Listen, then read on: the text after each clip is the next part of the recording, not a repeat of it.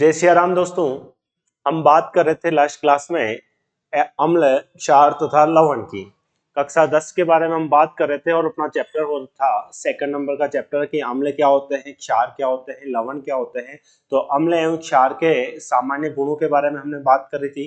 अम्ल क्षार के रासायनिक गुण क्या होते हैं उनके बारे में हमने बात करी थी कि अम्ल जो होते हैं वो स्वाद में खट्टे होते हैं। अम्ल जो होते हैं वो स्वाद में खट्टे होते हैं, लिटमस पत्र को नीले से लाल कर देते हैं, जबकि क्षार में जो होते हैं वो स्वाद में कड़वे होते हैं, साबुन के समान चिकने होते हैं तथा वो लिटमस पत्र को लाल से नीला कर देते हैं, रेड टू ब्लू कर देते हैं। उसके बारे में बात करी थी। फिर हमने बात करी थी कि जो अम्ल है या जो क्षार है वो धातुओं के साथ अभिक्रिया करके कौन सी गैस देते हैं, तो हाइड्रोजन गैस देते हैं। उसके एक्सपेरिमेंट के बारे में भी हमने बात करी थी। फिर हमने बात करी थी कि जो अम्ल होते हैं वो कार्बोनेट, धातु कार्बोनेट या धातु हाइड्रोजन कार्बोनेट के साथ अभिक्रिया करके क्या बनाते हैं, तो उसमें हमने बात करी थी कि वो कार्बन डाइऑक्साइड गैस उत्सर्जित करते हैं। धातु के साथ अभिक्रिया, केवल धातु के साथ अभिक्रिया करके अम्ल हाइड्रोजन गैस देते हैं तथा धातु कार्बोनेट के साथ अभिक्रिया करके वो कार्बन डाइऑक्साइड गैस उत्सर्जित करते हैं। इसके बारे में हमने बात करी थी।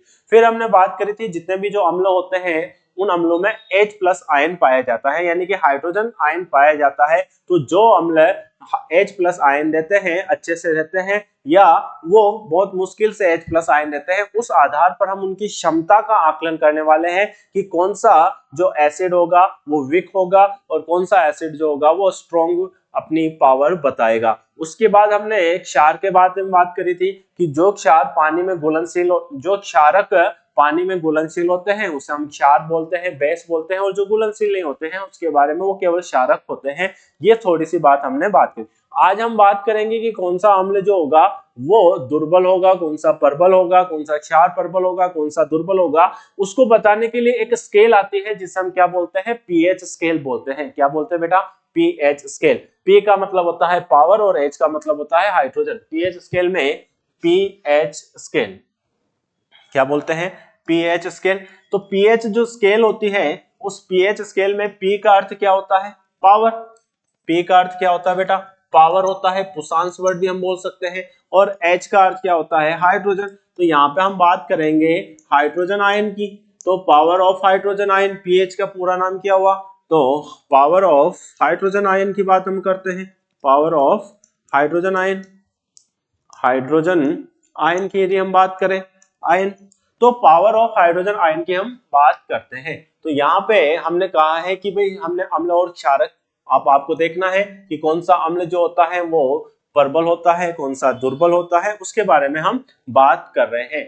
तो प्रबल और दुर्बल के बारे में हम बात कर रहे हैं। तो H+, उससे पहले हमने पढ़ा है H+ अथवा OH आयन विलयन की सांद्रता का कम होना क्या कहलाता है? तनुकरण। यदि किसी विलयन के अंदर, किसी अम्ल के अंदर H+ या OH- आयन की सांद्रता का मतलब उनकी उपस्थिति कम है तो उसे हम क्या बोलते हैं? तनु विलयन बोलते हैं। क्या बोलते हैं बेटा? डाइल्यूट सॉल्यूशन बोलते हैं, तनु विलयन बोलते हैं।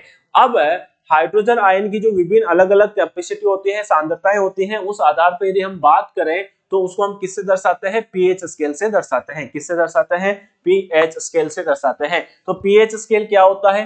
किसी विलयन में उपस्थित, किसी विलयन में उपस्थित हाइड्रोजन आयन की सांद्रता, किसी विलयन में उपस्थित हाइड्रोजन आयन की सांद्रता ज्ञात करने की जो स्केल होती है उसे हम क्या बोलते हैं? पीएच स्केल कहते हैं। पीएच में पी सूचक है पुशांश का, पुशांश या पोटेंज का, और पोटेंज कौन सा शब्द है? एक जर्मन शब्द है जिसका अर्थ क्या होता है? शक्ति यानी कि पावर। क्या होता है? शक्ति यानी कि पावर होता है। पीएच स्केल जो होती है, पीएच स्केल की यदि हम बात करें, पीएच स्केल जो होती है, पीएच स्केल, पीएच स्केल की यदि हम बात करें, पीएच स्केल में होता क्या है? तो पीएच स्केल, पीएच स्केल, तो पीएच स्केल में आपको याद रखना है कहां से प्रारंभ होती है? तो ये 0 से प्रारंभ होती है, 0 से 7, 7 से 14। तो इसमें जो प्रारंभिक बिंदु होता है वो क्या होता है? शून्य होता है, 0 होता है, शून्य।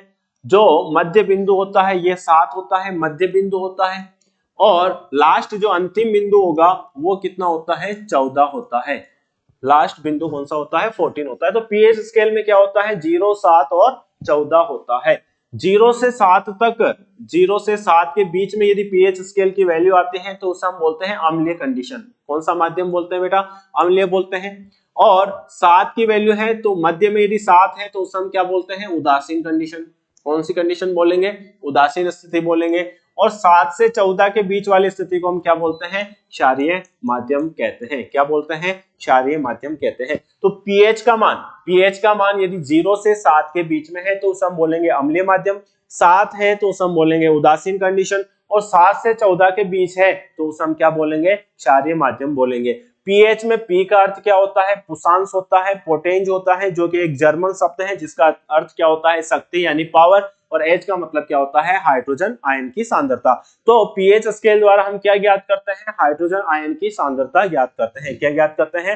हाइड्रोजन आयन की सांद्रता ज्ञात करते हैं। अब यदि हम आगे बात करें तो ये अपनी एक पीएच स्केल है जो आपको दिख रही होगी। इस पीएच स्केल के अंदर आप देख रहे हो कि ये आपका 0 वाला पॉइंट है और ये आपका 14 वाला पॉइंट है, लास्ट वाला बिंदु। ये प्रारंभिक बिंदु और ये लास्ट वाला बिंदु, और बीच में कौन सी कंडीशन है? 7 वाली कंडीशन। तो ये जो 7 वाली कंडीशन आपको दिख रही है इसको हमने क्या वर्ड बोला है? उदासीन स्थिति। कौन सी स्थिति? उदासीन। यदि हम 7 से धीरे धीरे 0 की तरफ जाते हैं, 7 से हम किस तरफ जाते हैं बेटा? 0 की तरफ जाते हैं। ऐसे घटते क्रम में जाते हैं। 7 से 6 की तरफ जाएंगे, फिर 5 की तरफ, 4 की तरफ, 3 की तरफ, 2 की तरफ, 1 की तरफ, इस तरह से घटते हुए क्रम में जाएंगे तो इसका मतलब अम्लीय प्रकृति बढ़ रही है। कौन सी प्रकृति बढ़ती है बेटा? अम्लीय प्रकृति बढ़ती है।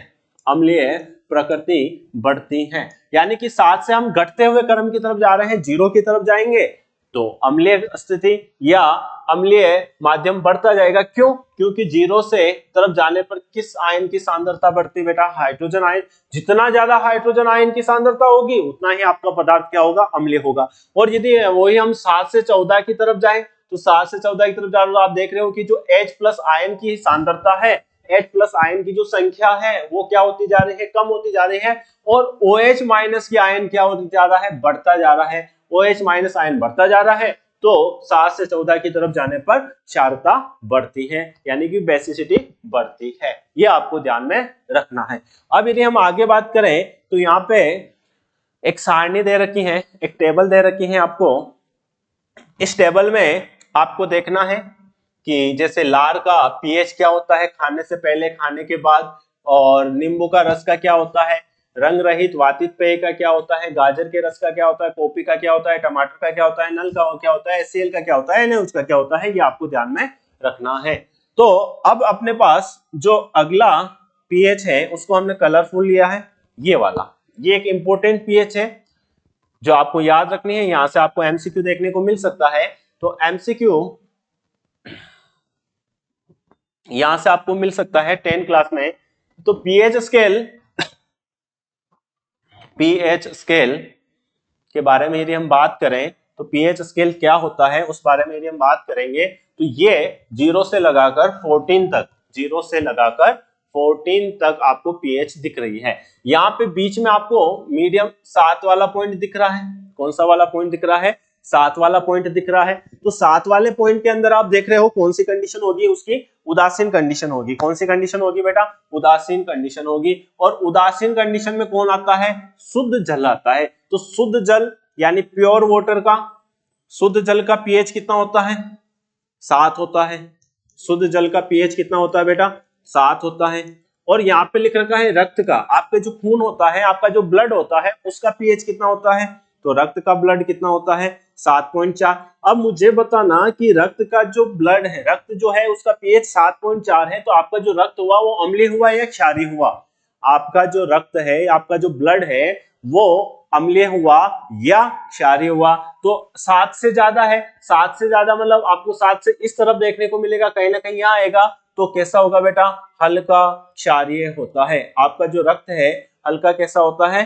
क्षारीय रक्त होता है। और 7.4 किसका होता है? तो आपके पीने का वाटर, जो नल का पानी होता है, नल का पानी, नल का जो पानी होता है उसका पीएच भी कितना होता है? 7.4 होता है। नल के पानी का पीएच भी कितना होता है? 7.4 होता है। ये आपको ध्यान में रखना है। नल का पानी, इसका रक्त का पीएच कितना होता है? रक्त का पीएच 7.4। और नल के पानी का पीएच भी कितना होता है 7.5, सॉरी 7.4। अब है अगला, यहाँ पे एक और दे रखा है नींबू का रस। आप सबने नींबू पिया होगा, और नींबू के रस का पीएच कितना होता है बेटा, नींबू के रस का, नींबू का रस और उसका पीएच कितना होता है 2.2।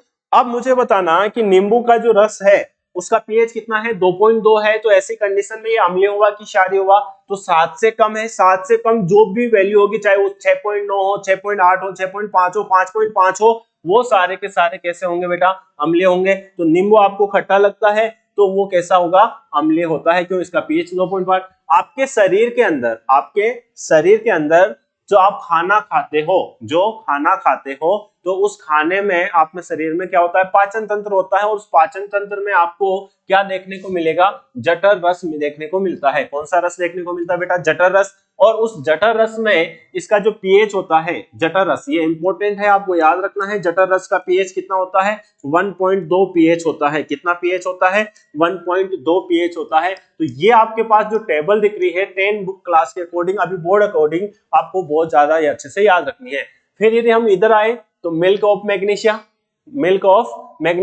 जिसका सूत्र क्या होता है MgOH होल ट्वाइस, MgOH2 होता है। तो मिल्क ऑफ मैग्नीशिया का पीएच कितना होता है 10 होता है। मिल्क ऑफ मैग्नीशिया का पीएच क्या होता है 10 होता है। जब आप ज्यादा मसालेदार खाना खा लेते हो या आपके पेट के अंदर जलन होने लग जाती है, अम्लीय कंडीशन या अम्लीय स्थिति बढ़ जाती है, तब आप उसका इलाज करने के लिए इनो पीते हो। उसी तरीके से आप उसका किसका यूज कर सकते हो इलाज के लिए, मिल्क ऑफ मैग्नीशिया का यूज कर सकते हो। सोडियम हाइड्रोक्साइड का सूत्र क्या होता है NaOH होता है। क्या होता है NaOH होता है। तो सोडियम हाइड्रोक्साइड का पीएच कितना होता है, लगभग 14 होता है। कितना होता है, लगभग 14 होता है।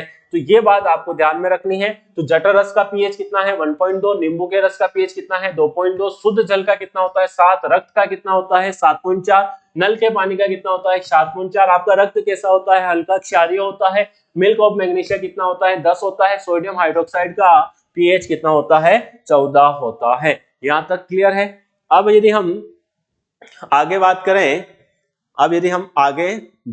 करते हैं तो यहाँ पे पीएच के द्वारा आप बताओगे कि कौन सा जो अम्ल है वो प्रबल है, कौन सा अम्ल दुर्बल है, कौन सा क्षार जो है वो प्रबल है, कौन सा क्षार जो है वो दुर्बल है। तो उसके बारे में यदि हम बात करें तो अम्ल तथा क्षारक की शक्ति विलयन जल में उपस्थित H+ आयन या OH आयन की संख्या पर निर्भर करती है। यदि H+ आयन विलयन में पानी में ज्यादा है तो उसे हम बोलेंगे ज्यादा अम्लीय है, और H+ आयन की सांद्रता कम है और OH ज्यादा हो गए तो उसे हम क्या बोलेंगे, क्षारीय बोलेंगे। कहने का मतलब यह है कि यदि आपके पास जो पदार्थ है उसमें H+ की संख्या ज्यादा, H+ की संख्या क्या है, ज्यादा है, इसकी संख्या अधिक है, तो वो कौन सी कंडीशन होगी, अम्लीय कंडीशन। कौन सी होगी, अम्लीय होगी। और OH- आयन की संख्या ज्यादा है, OH- की संख्या क्या है, ज्यादा है, तो ऐसी कंडीशन में वो कौन सी कंडीशन होगी, आपकी क्षारीय कंडीशन होगी। कौन सी कंडीशन होगी बेटा, क्षारीय कंडीशन होती है। अब यहाँ पे आप लिख रहे हो यदि हम समान सांद्रता के हाइड्रोक्लोरिक अम्ल और एसिटिक अम्ल में जैसे 1 मोलर विलयन लेते हैं तो विभिन्न मात्रा में हाइड्रोजन उत्पन्न करते हैं।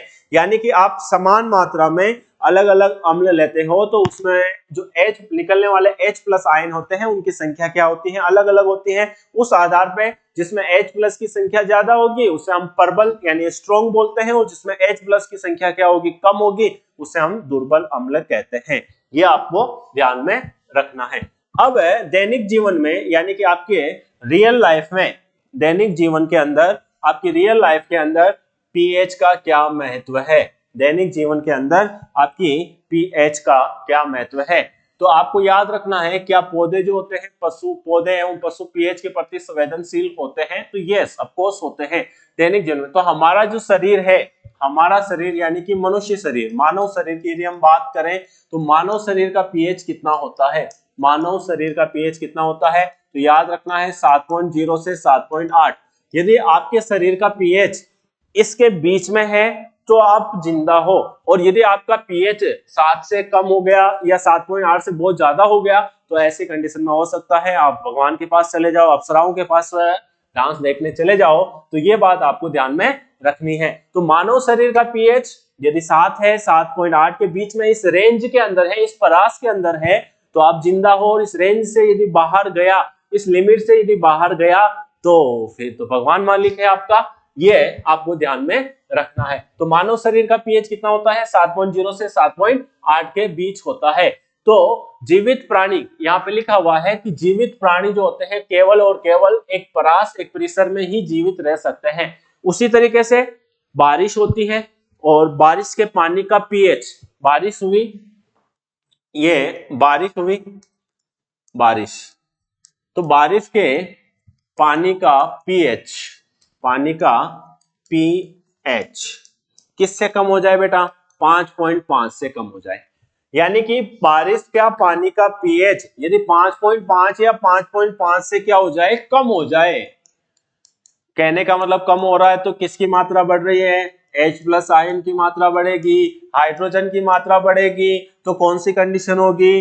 अम्लीय स्थिति होगी। और ऐसी बारिश को हम क्या नाम से जानते हैं? अम्लीय बारिश, अम्लीय वर्षा कहते हैं। तो अम्लीय वर्षा किससे कहते हैं? ये क्वेश्चन बहुत बार बोर्ड एग्जाम में पूछा हुआ है। एसिड रेन क्या होती है, अम्लीय वर्षा क्या होती है? तो जब बारिश का पानी, बारिश के पानी का पीएच 5.5 से कम हो जाता है, तो उसे हम अम्लीय वर्षा के नाम से जानते हैं। ये बात क्लियर है। और अम्लीय वर्षा का कारण क्या है? तो अम्लीय वर्षा का कारण दो अम्ल होते हैं। अम्लीय वर्षा के कितने कारण? दो अम्ल होते हैं। एक तो होता है H2SO4, कौन सा अम्ल होता है बेटा? H2SO4। दूसरा होता है HNO3, कौन सा होता है? HNO3, यानी कि सल्फ्यूरिक एसिड, सल्फ्यूरिक अम्ल तथा नाइट्रिक अम्ल। और कारक पूछे अम्लीय वर्षा का, तो आपको याद रखना है SO2 प्लस NO2, यानी कि दो कारक होते हैं। SO2 और NO2 दो गैसें हैं जिसकी वजह से दो एसिड बनते हैं। यानी कि ये जो SO2 है, यदि ये पानी के कांटेक्ट में आएगा, किसके कांटेक्ट में आएगा बेटा? पानी के कांटेक्ट में आएगा, तो ये किस में बदल जाएगा? H2SO4 में बदल जाएगा। और NO2 भी यदि पानी के कांटेक्ट में आता है, तो ऐसी कंडीशन में ये किस में बदल जाएगा? HNO3 में बदल जाएगा। और ये दोनों फिर किस स्थिति में आ जाएंगे? अम्लीय स्थिति में आ जाएंगे। और आपका बारिश का पानी जो होगा उसका पीएच 5.5 से कम होगा, तो उसे हम किस नाम से जानते हैं? अम्लीय वर्षा नाम से जानते हैं। तो अम्लीय वर्षा क्या होती है? तो जिस पानी का पीएच, जिस बारिश के पानी का पीएच 5.5 से कम हो जाए, उसे हम अम्लीय वर्षा बोलते हैं। और आपके शरीर का पीएच कितना होता है? तो आपके शरीर का पीएच 7 से 7.8 होता है। कितना होता है बेटा? 7 से 7.8। तो आप मुझे बता सकते हो मानव शरीर अम्लीय होता है कि क्षारीय होता है? तो याद रखना है कैसा होता है? क्षारीय होता है, लेकिन हल्का क्षारीय होता है। कैसा क्षारीय होता है? हल्का क्षारीय होता है। क्लियर?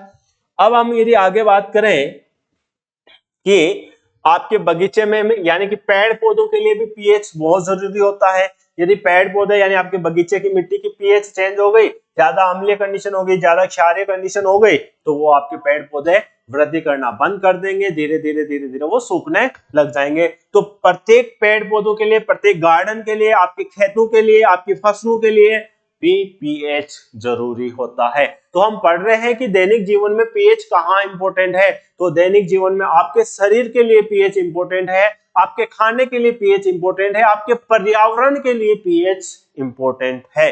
अब यदि हम बात करें आगे कि हमारे पाचन का पीएच क्या होता है, हमारे पाचन का पीएच क्या होता है, तो हमारे पाचन के पीएच की बात करें तो हमारे पेट के अंदर, हमारा ये जो पेट है, उस पेट के अंदर, पेट का अर्थ क्या है? उदर। उदर को हम क्या बोलते हैं बेटा? पेट। पेट, पेट में कौन सा अम्ल मिलता है?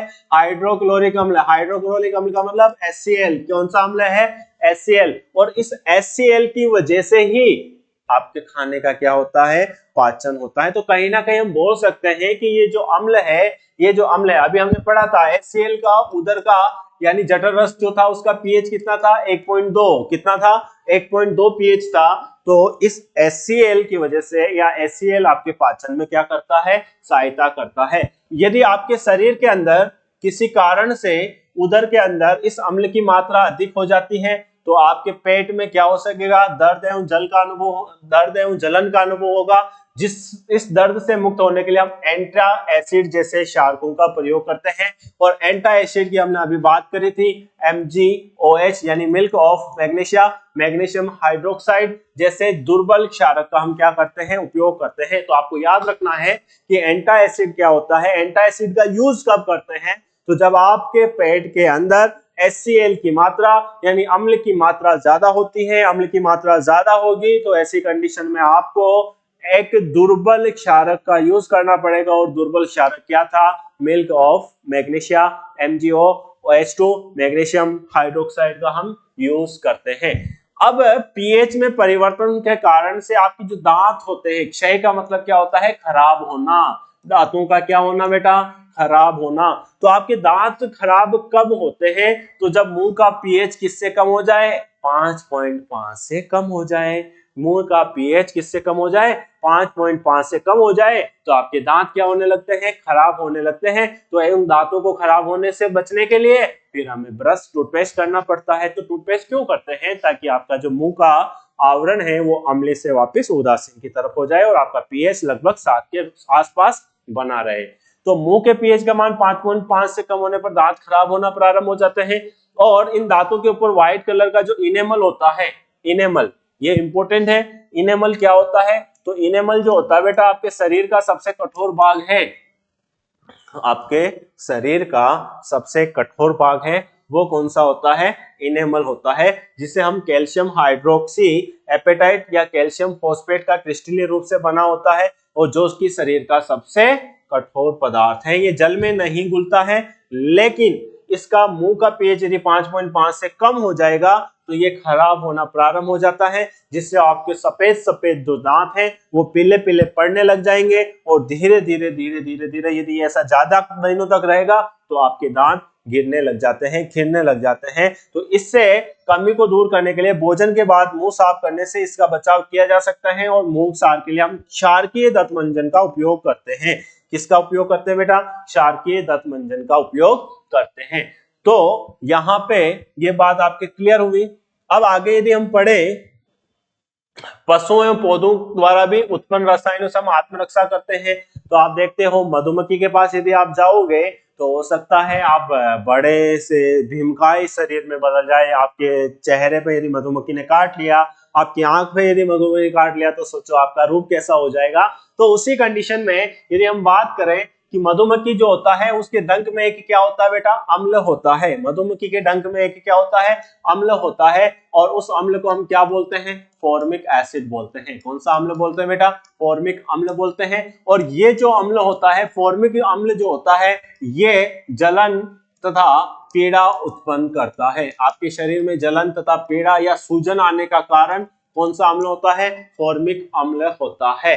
अब यदि आपने जिस जगह पर डंक मारा है मधुमक्खी में, उसमें आपने बेकिंग सोडा जैसे दुर्बल क्षार को लगा दिया तो हो सकता है आपको उससे थोड़ी सी क्या मिल जाए, राहत मिल जाए।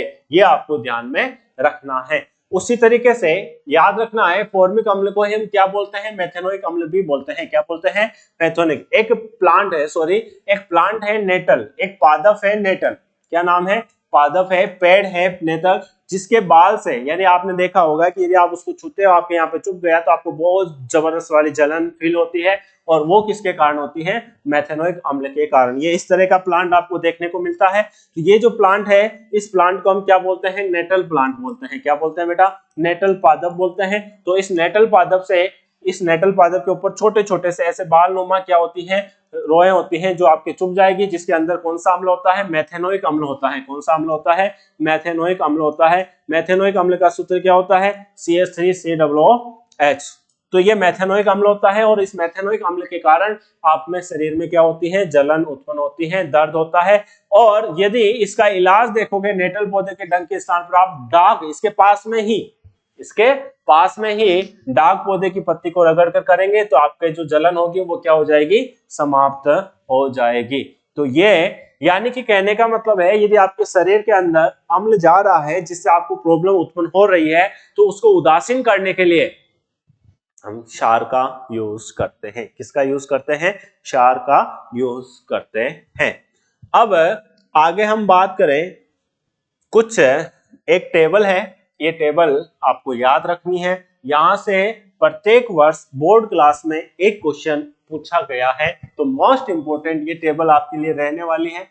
आप इसको याद करके जाओगे कि कौन से पदार्थ में, कौन से स्रोत में आपको कौन सा अम्ल देखने को मिलता है। सिरका, सिरके में आपको याद रखना है कौन सा पदार्थ मिलता है, कौन सा एसिड मिलता है, एसिटिक अम्ल। संतरा आप सबने खाया होगा, उसके अंदर सिट्रिक अम्ल होता है, और सिट्रिक अम्ल किसमें दिख रहा है आपको, नींबू में दिख रहा है। तो खट्टे पदार्थ, संतरा भी खट्टा होता है, नींबू भी खट्टा होता है, यानी नींबू संतरा जो एक ही कुल के हैं उनमें कौन सा अम्ल मिलता है, सिट्रिक अम्ल मिलता है। उसी तरीके से जो इमली आपने खाई होगी, इमली खाई है तो उसके अंदर कौन सा अम्ल मिलता है, टार्ट्रिक अम्ल मिलता है। टमाटर के अंदर कौन सा अम्ल मिलता है, ऑक्सैलिक अम्ल मिलता है, याद रखना ऑक्सैलिक अम्ल। और किसमें मिलता है, पालक, पालक की सब्जी खाई आपने तो उस पालक के अंदर भी कौन सा अम्ल एसिड देखने को मिलता है, ऑक्सैलिक। दूध या दही जो होता है, दही में कौन सा अम्ल मिलता है बेटा, लैक्टिक अम्ल मिलता है। और ये चींटी का डंक हो या नेटल का डंक हो, उसके अंदर आपको कौन सा अम्ल देखने को मिलता है, मेथेनोइक अम्ल को देखने को मिलता है। तो ये आपको याद में रखना है। फिर हम आगे बात करें लवण के बारे में जानकारी। अब अपना अम्ल खत्म हुआ, क्षार खत्म हुआ, अब लवण क्या होता है। तो जब हम अम्ल और क्षार की आपस में क्रिया करवाते हैं तो अम्ल का धनायन और क्षार का ऋणायन मिलकर किसका निर्माण करते हैं, लवण का निर्माण करते हैं। किसका निर्माण करते हैं बेटा, लवण का निर्माण करते हैं। अब लवण के बारे में हम और बात करते हैं, लवणों का पीएच कितना होता है, तो आप मुझे बताइए लवण का पीएच कितना होता है। तो लवण का पीएच कितना होता है, तो याद रखना जितने भी सॉल्ट है, जितने भी लवण है, तो उसका जो पीएच है वो 7 के लगभग रहता है। कितने लगभग रहता है बेटा, 7 के लगभग रहता है। किसके लगभग रहता है, 7 के लगभग रहता है। यानी कि जितने भी लवण हैं, लवण यानी सॉल्ट,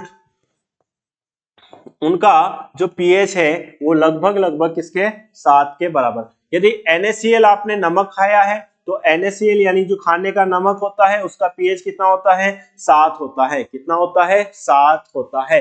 अब यहाँ पे हम और आगे बात करें लवण के बारे में, किसके बारे में, लवण के बारे में, तो ये आपके पास ये रहा, ये परबल अम्ल एवं परबल क्षार दोनों स्ट्रॉन्ग, अम्ल भी परबल है, अम्ल एवं क्षार, अम्ल प्लस क्षारक, और इन दोनों से किसका निर्माण होता है बेटा, लवण का निर्माण होता है। अब अम्ल भी आपने कैसा लिया है, अम्ल आपने कैसा लिया है, परबल लिया है। अम्ल कैसा लिया आपने, परबल लिया है। और क्षार भी आपने कैसा लिया है, परबल लिया है।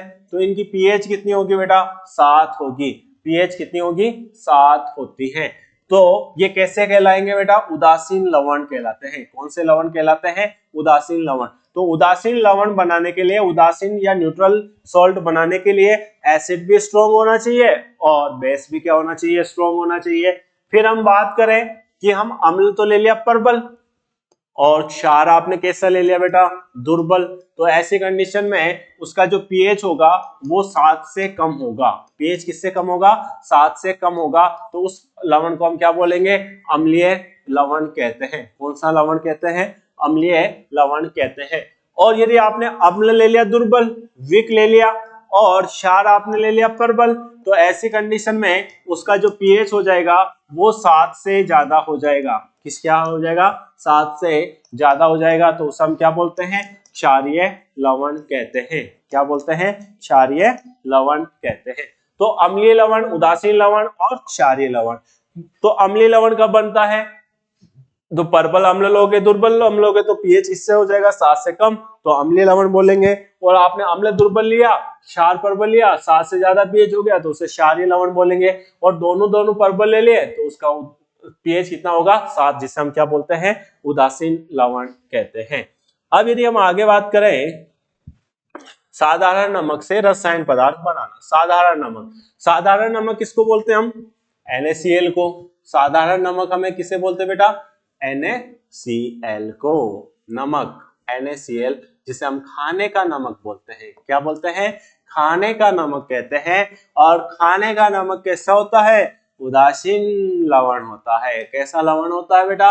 उदासीन लवण। और उदासीन लवण का पीएच कितना होता है?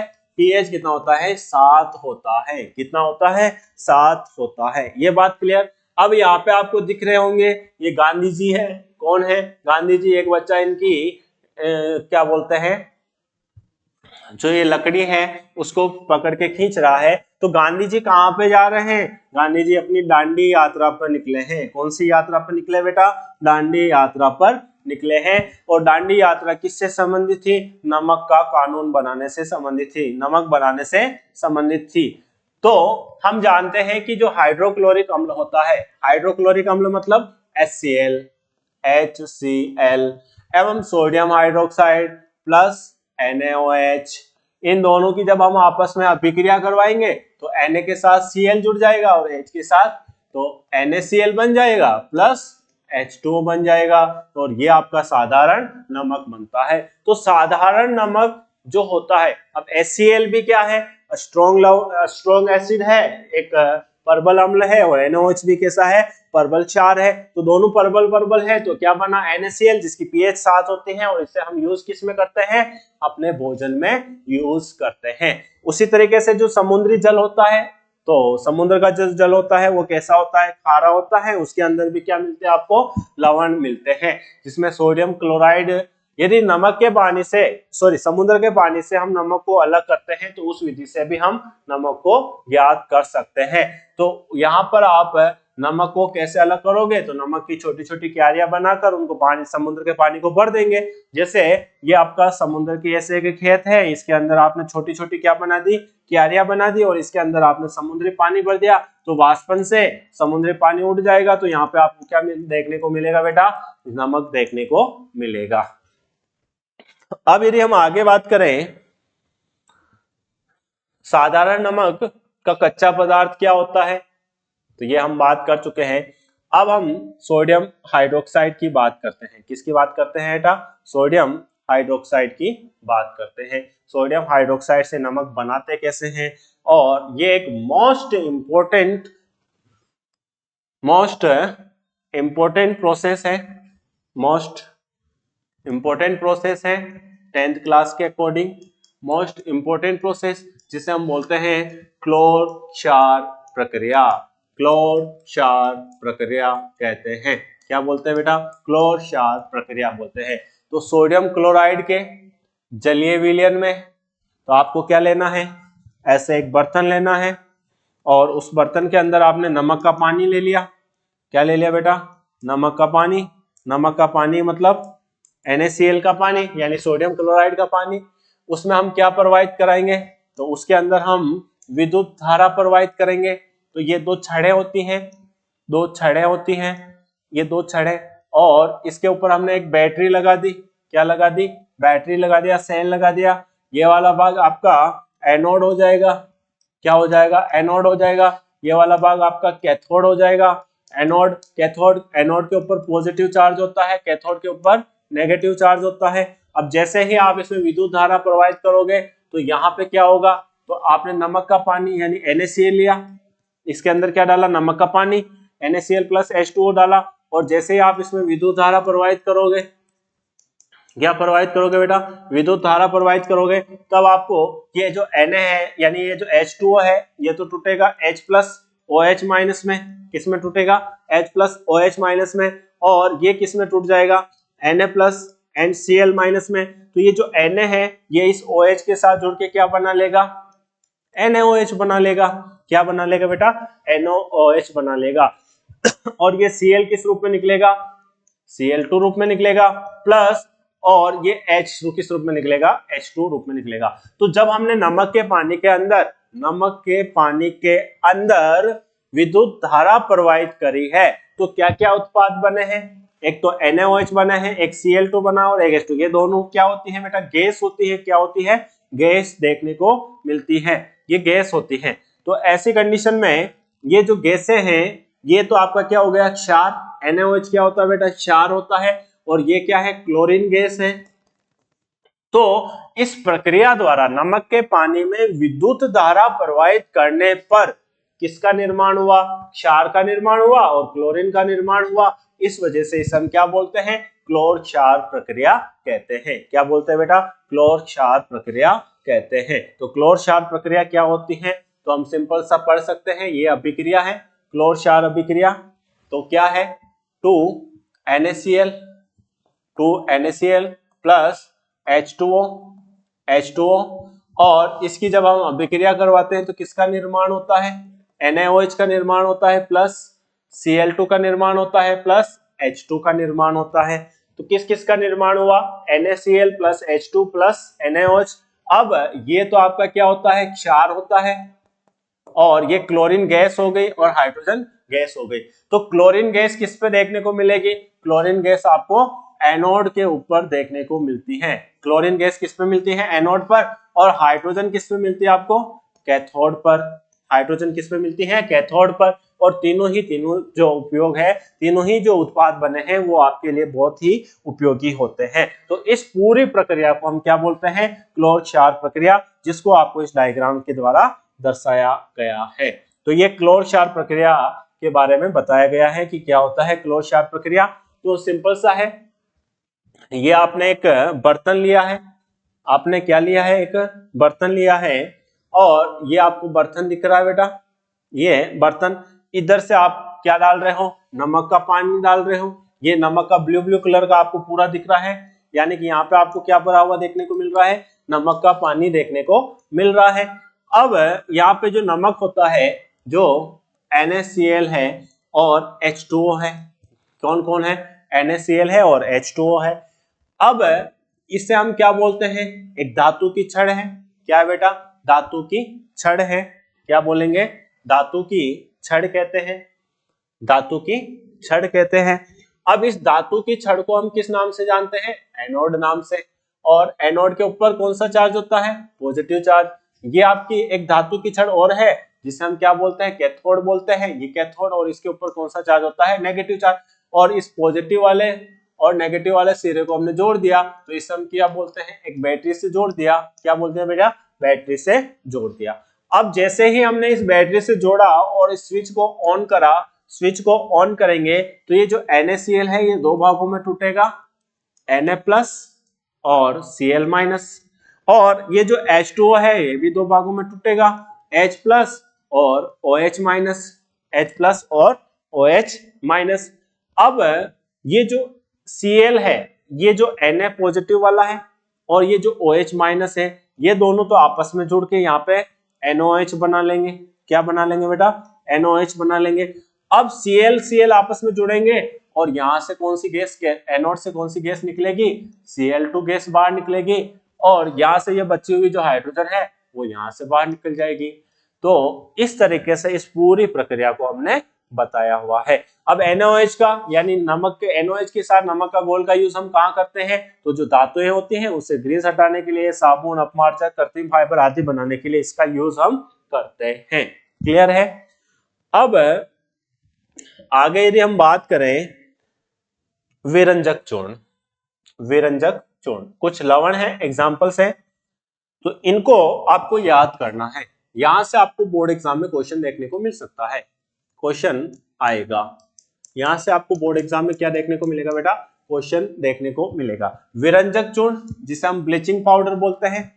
तो विरंजक चूर्ण का सूत्र क्या होता है बेटा, CaOCl2, एक तो ये रूप में होता है और इसी को हम ऐसे भी लिख सकते हैं COClO2, इस रूप में भी देखने को मिल सकता है। तो जलीय सोडियम क्लोराइड को जब हम लवण का विद्युत अपघटन किए तो हमारे पास क्या मिलता है, और उसका हम क्लोरीन गैस में विरंजक चूर्ण के रूप में उपयोग करते हैं। तो अपने पास क्या है, बुझा हुआ चूना है, शुष्क बुझा हुआ चूना, जिसके अंदर हम कौन सी गैस प्रोवाइड करते हैं, क्लोरीन गैस प्रोवाइड करते हैं। तो हमें क्या मिलता है, विरंजक चूर्ण मिलता है, जल मिलता है और कैल्शियम क्लोराइड मिलता है। अब ये जो विरंजक चूर्ण है, आपको सूत्र क्या याद रखना है, विरंजक चूर्ण, विरंजक चूर्ण, विरंजक चूर्ण को हम क्या नाम बोलते हैं बेटा, ब्लीचिंग पाउडर। ये भी याद रखना आपको, ब्लीचिंग पाउडर। और इस ब्लीचिंग पाउडर का सूत्र क्या होता है, CaOCl2, या फिर इसे हम CaClO2 2 के रूप में भी लिख सकते हैं। ये आपको याद रखना है। तो विरंजक चूर्ण या ब्लीचिंग पाउडर जो होता है वो बनता कैसे है, तो जो कैल्शियम हाइड्रोक्साइड होता है, ये आपका जो कैल्शियम हाइड्रोक्साइड है या बुझा हुआ जो चूना है, उस बुझे हुए चूने में आप कौन सी गैस प्रोवाइड करोगे, क्लोरीन गैस प्रोवाइड करोगे, तो किसका निर्माण होगा, ब्लीचिंग पाउडर का निर्माण होगा, विरंजक चूर्ण का निर्माण होगा। अब इसका उपयोग क्या क्या है, तो इसका उपयोग हम वस्त्र उद्योग में करते हैं, सूती एवं लिनेन में, ठीक है, कागज की फैक्ट्री में आदि में इसका यूज करते हैं। कई रासायनिक उद्योगों में अब उपचायक के रूप में भी इसका उपयोग करते हैं। और पीने वाले जल के जीवाणु से, यानी अपने पीने का जो पानी है, तो विरंजक चूर्ण का यूज हम कहाँ कर रहे हैं, कपड़े उद्योग में कर रहे हैं, वस्त्र उद्योग जिसे हम बोल सकते हैं जिसमें सूती और लिनन के कपड़े बनाने में किया जाता है, कागज के उद्योग में करते हैं, अब उपचायक के रूप में करते हैं। किस रूप में करते हैं बेटा, ऑक्सीडाइजिंग एजेंट के रूप में करते हैं, उपचायक के रूप में करते हैं, यानी ऑक्सीकारक के रूप में इसका यूज करते हैं। और सबसे बढ़िया बात या सबसे इंपॉर्टेंट बात है कि जो अपने पीने का पानी होता है, उस पानी के अंदर यदि बैक्टीरिया वगैरह है तो आपने उसके अंदर ब्लीचिंग पाउडर डाल दिया तो वो पानी जो हो जाएगा वो प्योर हो जाएगा, यानी कि जो बैक्टीरिया वगैरह होंगे वो खत्म, खल्लास, ठीक है। अब अगला जो अपने पास अगला जो लवण है वो कौन सा है, बेकिंग सोडा। बेकिंग सोडे को हम क्या बोलते हैं, खाने का सोडा। खाने आप बेकरी वगैरह पे कहीं गए हो या आपने मम्मी को देखा होगा, वो आपसे एक सोडा मंगाते हैं, यानी कि आपके घर पे यदि पकोड़े वगैरह बना रहे हैं तो उनको फुलाने के लिए किसका यूज करते हैं, बेकिंग सोडा का यूज करते हैं। तो बेकिंग सोडा क्या होता है, तो बेकिंग सोडा का उपयोग रसोई घर में आपकी मम्मी करती है, जैसे पकोड़े, खस्ता आदि बनाने के लिए किया जाता है। कभी कभी इसका उपयोग खाने को शीघ्रता से पकाने के लिए भी किया जाता है। और इसका रासायनिक नाम, बेकिंग सोडा का रासायनिक नाम सूत्र क्या होता है, NaHCO3। अब इस Na को हम क्या बोलते हैं बेटा, सोडियम, क्या बोलते हैं, सोडियम। और H को हम क्या बोलते हैं, हाइड्रोजन, क्या बोलते हैं, हाइड्रोजन। और CO3 को हम क्या बोलते हैं, कार्बोनेट, क्या बोलते हैं, कार्बोनेट। तो इसका नाम क्या हो जाएगा, सोडियम हाइड्रोजन कार्बोनेट या फिर सोडियम बाइकार्बोनेट भी इसे हम कहते हैं, जिसे हम खाने का सोडा भी कहते हैं। क्या बोलते हैं बेटा, खाने का सोडा कहते हैं। तो ये आपको याद में रखना है। अब कैसे बनाया जाता है, इसका उपयोग कह रहे हैं, नमक लिया, नमक में पानी मिलाया, carbon dioxide, ammonia gas provide करी, तो दो प्रकार के उत्पाद बनते हैं, एक तो होता है अमोनियम क्लोराइड और एक खाने का सोडा, सोडियम हाइड्रोजन कार्बोनेट। अब इस सोडियम हाइड्रोजन कार्बोनेट को जब हम गर्म करते हैं, यानी कि जो आपके पास खाने का जो सोडा था, यदि आपने उसको गर्म किया तो ये किस में बदल जाएगा, सोडियम कार्बोनेट में बदल जाएगा, जिसे हम सोडा एस नाम से जानते हैं। किस नाम से जानते हैं बेटा, सोडा एस। और इस सोडा एस के साथ, इस Na2CO3 के साथ यदि आपने वाटर के अणु जोड़ दिए तो ये आपका क्या बन जाएगा, कपड़े धोने का सोडा। कौन सा सोडा बन जाएगा, कपड़े धोने का सोडा बन जाएगा। क्लियर। अब हम इसका उपयोग क्या क्या है, बेकिंग सोडे का उपयोग क्या क्या है, तो बेकिंग सोडे का उपयोग देख लो। अब बेकिंग पाउडर बनाने में, क्या बनाने में, बेकिंग पाउडर बनाने में, जो baking soda sodium hydrogen carbonate एवं टार्टरिक अम्ल से बनता है। तो बेकिंग पाउडर किससे बनता है, बेकिंग पाउडर किससे बनता है बेटा, तो बेकिंग पाउडर का मतलब होता है जो आपका NaHCO3 है, इसे हम क्या बोलते हैं, सोडियम बाइकार्बोनेट या सोडियम बेकिंग सोडा बोलते हैं। और इसके अंदर आप कौन सा अम्ल मिलाते हो, ये याद रखना, टार्टरिक अम्ल मिलाते हैं। कौन सा अम्ल मिलाते हैं, टार्टरिक अम्ल मिलाते हैं। तो किसका निर्माण होता है, बेकिंग पाउडर का निर्माण होता है। जब बेकिंग पाउडर को गर्म किया जाता है या जल में मिलाया जाता है तो ये किस प्रकार की अभिक्रिया करता है, तो इस प्रकार की अभिक्रिया ये करता है, देखने को मिलती है। ठीक है। अब इसके जो यूज है, इसके जो उपयोग है वो इंपॉर्टेंट है। तो इसके यूज क्या क्या है बेटा, बेकिंग पाउडर के यूज क्या है, तो इसका उपयोग, पहला उपयोग क्या हो जाएगा, इसमें से जो कार्बन डाइऑक्साइड निकलती है वो पाव को, केक को, खमीर को क्या कर लेती है, फुला देती है। और जो आपका खाद्य पदार्थ होगा वो फुला हुआ यानी स्पंजी और मुलायम होता है, जो टेस्टी लगता है। सेकंड, यदि सोडियम हाइड्रोकार्बोनेट है वो एंटासिड का यूज करता है, यानी कि यदि आपकी पेट की अम्लता ज्यादा हो गई, आपके पेट के अंदर जलन हो रही है, तो भी आप उस जलन को मिटाने के लिए इसका यूज कर सकते हो। और इस सोडा अम्ल का जो उपयोग होगा वो अग्निशामक आग बुझाने में भी किया जाता है। किसमें किया जाता है? आग बुझाने में। तो बेकिंग सोडा का उपयोग क्या क्या है? खाने के रूप में किया जाता है। किस रूप में किया जाता है बेटा? खाने के रूप में। और खाने के रूप में कैसे करते हैं? तो इसको जब हम पानी में या एसिड में मिलाते हैं तो उसमें से कौन सी गैस बाहर निकलती है? कार्बन डाइऑक्साइड गैस बाहर निकलती है। और वो कार्बन डाइऑक्साइड गैस जो होती है वो जल को या खाने को क्या कर देती है? फुला देती है। क्या कर देती है? फुला देती है। उसके अलावा जब आपका जो शरीर होता है और उसके अंदर एसिडिटी ज्यादा होती है, आपके पेट में जलन होती है, जलन होने के रूप में आप एंटा एसिड का यूज करते हो, यानी कि एसिड का एंटी रूप, उस रूप में भी आप बेकिंग सोडा का यूज करते हो। तीसरा, जब आपके आसपास कहीं आग लग जाती है या आपके दिल में आग लग जाती है तो ऐसी कंडीशन में आप किसका यूज करते हो? बेकिंग सोडा का यूज करते हो। अगला जो अपना सोडा आता है उसे हम बोलते हैं धोने का सोडा। और धोने का सोडा मतलब है कपड़े धोने का सोडा। आप उस धोने के सोडे को मत समझना। तो ये कौन सा सोडा होता है? कपड़ा धोने का सोडा। और कपड़े धोने का सोडे का सूत्र क्या होता है? Na2CO3.H2O, 10H2O।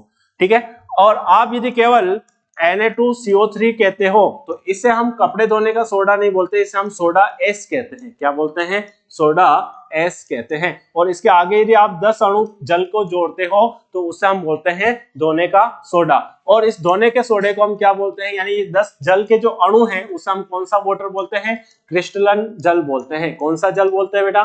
क्रिस्टलन जल कहते हैं। कौन सा जल कहते हैं? क्रिस्टलन जल कहते हैं। तो क्रिस्टलन जल क्या होता है? Sodium carbonate. इस तरीके से हम बना सकते हैं। अब इस धोने के सोडे के और उपयोग क्या क्या है उसके उपयोग हम देख लेते हैं। यूज क्या क्या है, यानी कि कपड़े धोने के जो सोडा होता है उसके यूज क्या क्या है। तो पहला उपयोग क्या है बेटा?